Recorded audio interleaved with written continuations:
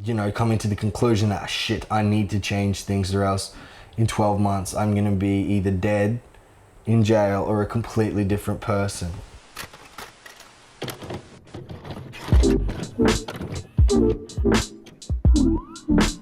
Yo, what's good, fam? This is Zekiel. We're here today doing a lyric video breakdown for my new track, Like Gold. Let's go!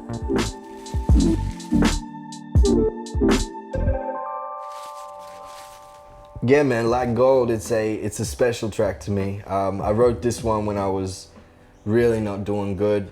It's a track about leaning on substance and, you know, relying on vices that ultimately are killing you. And I had to write this song because I was going down a path where I wasn't doing good. I was barely, I wasn't even alive, I was just surviving. So for me, this is what that song embodies. It really, really brings to life my struggles and my pain that I was feeling.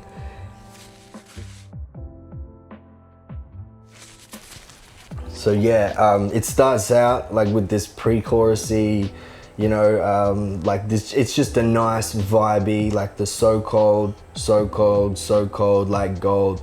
And I just wanted to like express and illustrate that feeling of, you know, when gold touches your skin for the first time. It's a really like cold feeling, it's like emotionless almost.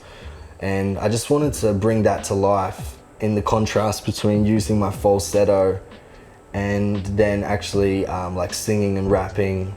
And I had the idea for the song in my head, the lyrics like gold, and my friend looked over at me once I'd finished the melody, and he just looked over and he was nodding, and I was just like, okay, this is right, you know. He said, man, I felt that in my soul.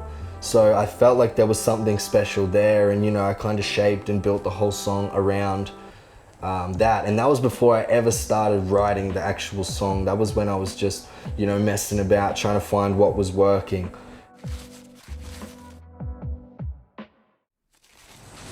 And I admit it, I've been drinking and I don't know what I'm thinking. I'm addicted to the liquor, nothing sweeter when I'm sick. And no, be my senorita, you can try replace the alcohol. This party's cool, but if you wanna roll, we can go, we can go. Basically, this chorus came about because it was like admitting something to myself finally, that you've got a problem, that you've got an issue with leaning on substance to get you through the day. There's healthy coping mechanisms and there's destructive coping mechanisms, and I was very much leaning into the latter. And I just, you know, I was struggling so hard that when I finally admitted, okay, you might have a problem with drinking, with smoking, with putting things up your nose, it's like a realization, it's like this burden is lifted off your shoulders where you feel, okay, I understand what's going on. I'm trying to use this substance to hide myself from these actual problems that I've got. I had a relationship with substance, with drugs, and I stopped having relationships with people, you know? Like the opposite of addiction is connection. Like when you are addicted to something, all your connection goes out the window. And this chorus kind of embodied that for me. And you know, it was either leaning on drugs, alcohol, or women to get me through, you know, really to lean into that so I didn't have to deal with all the things that were breaking down in my real life. I feel like I'm drowning, head pounding deep in the ocean. I feel the water deep in my lungs, something to trigger nostalgia. I feel a bit older, feel a bit colder, feel a bit weaker, feel like my shoulders, burdens on both, they're bigger than boulders, mountains have never been steeper.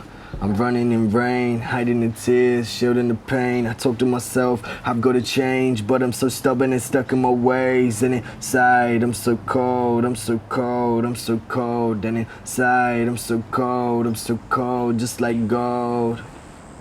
Now I'm drunk and rambling in a room of people that cannot stand me. Only rarely cause I'm barely standing on my conversation. So dazed and scrambled, stumble out my Uber, Audi, fumble for my house key. Well, I forgot you changed your luck, so I guess I'm stuck out here.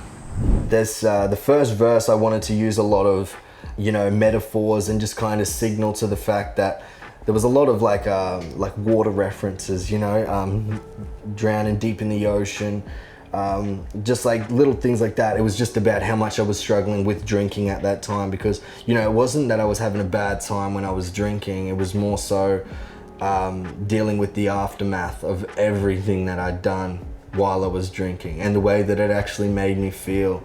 The first verse is all about what I feel and how I actually am acting and trying to cope and really get by, and, you know, suffering the consequences of my own actions. You know, like, consequences are something that you disregard as an addict because you're really so fixated on getting your next hit or making sure that your next high replicates the last one. And when you're in that state of mind, it is really, really hard to focus on, oh, well, I don't care what goes wrong because everything's fucked up anyway. Why would I care? So when you get to a point when you start admitting, okay, this is how I felt about that, I can't just keep doing this, then that's when you start moving forward. It feels so hard to face your problems when you need something to smoke or something to drink to make yourself feel normal. Like, when that is normal, sober feels like an alien version of you that's not worth being. I was dealing with a lot of, you know, I'd had a lot of family loss. There was like turmoil within my family, as well as I just moved away for the first time, and being in that environment where I had drugs and alcohol around me constantly, when it surrounds you at every turn, when everyone you know is involved with something, it's like you can't escape it.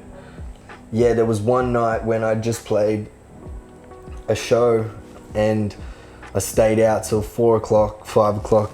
And, you know, all week I'd been so focused on just performing and, like, you know, getting high, that I had disregarded all of my responsibilities as, like, you know, a functioning adult.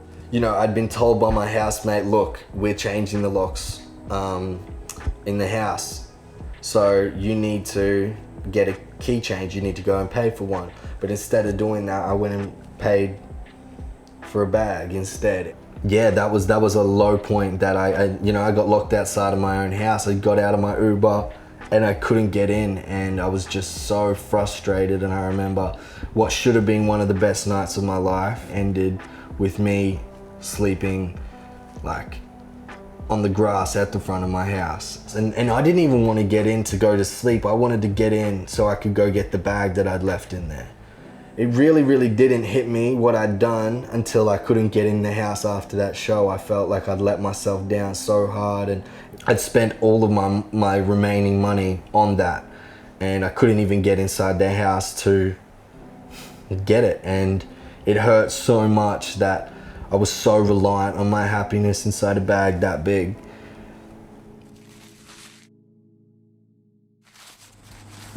I guess it was fun at the start, but I'm using this bottle to vent with. I punish my liver and dull all my senses, pushing away all the people I'm friends with. I'm feeling alone in a room full of people. I'm like, this is more than attention. I wanted love and I wanted affection. I just want answers for all of my questions.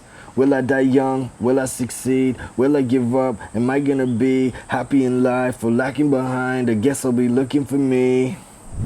This whole verse, you know, verse 1 was about the way I was feeling and just kind of, you know, the challenges I was facing on the regular. But verse 2 is very much an introspective, it's like a massive question. The whole verse 2 is this big question.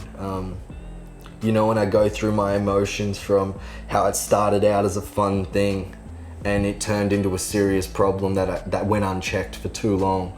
It was really important to me to try to illustrate, you know, what goes on in my head in a day.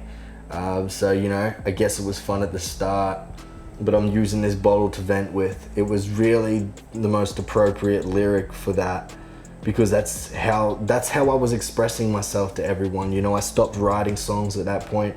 I stopped talking about the way I was feeling. I stopped, you know, helping myself so that I could just get wasted. And that killed me faster than anything else, you know. It was such a high and such a low, and I was just going like that, you know. My highs were high, my lows were low, and there was no consistency or balance in the middle, and I was struggling so hard with that. But you know, when I was high, I was just thinking my life's amazing, everything's great. But then when I was coming down, it's like, why the fuck am I here? What is my purpose, and why can't I achieve it? You know, what is my potential? Am I ever gonna live up to it? And I had to ask myself all these questions time and time again, and it wasn't just something that happened once, you know, it was every single night of my life I would ask these same questions, and I was just caught in this vicious cycle. And so that whole second verse definitely illustrates just the questions, the constant berating of myself, the feeling that you know you'll never be good enough, and then the contrast in my feelings, you know, how it made me feel to, you know, 12 hours ago think I was the man and, you know, the most confident person in a room, and now I'm over here and I'm suicidal, and I'm contemplating what my purpose is and what I'm actually capable of. You know, you feel like you're living two different lives and you're two different people. I think, you know, going through that struggle and feeling like, okay, I'm not doing okay, I'm not doing anything really, and you know, coming to the conclusion that shit, I need to change things, or else in 12 months I'm gonna be either dead, in jail, or a completely different person, you know? And I didn't want to burn myself out, and I'm just so lucky that I had friends and family who could help me through it. What should people take away from it? I think, you know, that addiction does not define you, like as a person. It most certainly does not define you. It can restrict you, and it can make life a lot harder. But you know, there is hope, and there is a way forward. Even someone who thinks they are absolutely hopeless, absolutely done, and they seriously cannot deal with the next day, it's worth fighting for. Like, that's all I can say, is that if you can find your reason, you can find your why, and you hold on to that and you keep that dear to you, and you really hold that close to your chest, you can find a reason to keep fighting. And that's what I hope this song means to someone. And you know, I hope they can take it however they want to, and they take it in a positive light, and that makes me happy, and that makes me feel like if someone's connected to it and taken something from it, tried to better themselves or break a habit or quit substance or whatever it is, I just hope that it's taken in a way that is inspiring and motivating. So that was the lyric breakdown for Like Gold. Thanks for watching. I really hope you learned something, or you enjoyed it, or it was mildly entertaining. But no, I really do appreciate it. If you want to follow my journey and keep up to date with what I'm doing, you can follow me on Instagram at This Is Zekiel. You can find me on YouTube, Spotify, Facebook, Twitter, you know, all with the same handle. But yeah, I really enjoyed this, so thank you very much, and take care. Zekiel out.